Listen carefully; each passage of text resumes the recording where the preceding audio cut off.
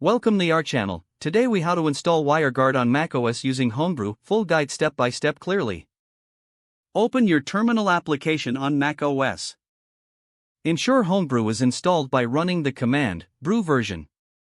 If Homebrew is not installed, visit the official website and follow the installation instructions. Once Homebrew is confirmed, update it by running brew update. Now, install WireGuard by typing brew install WireGuard tools. After the installation completes, you can verify it by checking the version with WG version.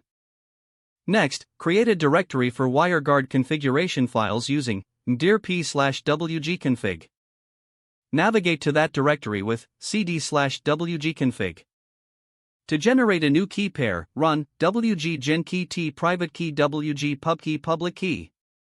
Check that the keys have been created by listing the files, ls. Open the private key using cat private key. Make note of your private key as you will need it later.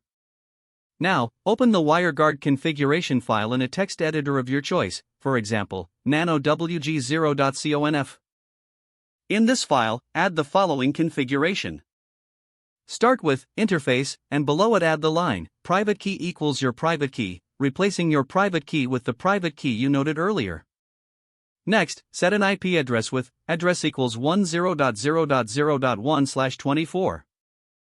Underneath, add peer, followed by public key equals peer public key, replacing peer public key. Also, include the line allowed IPs equals 10.0.0.2/32, adjusting it to match your peer's IP. Save and close the file.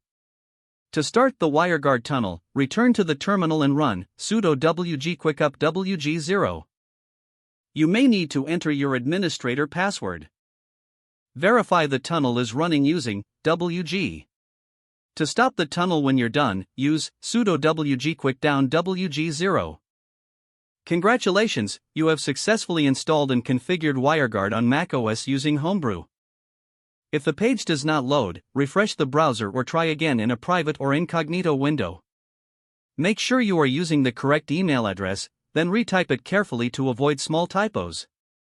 If your password is not accepted, use the reset option and create a new strong password you can remember.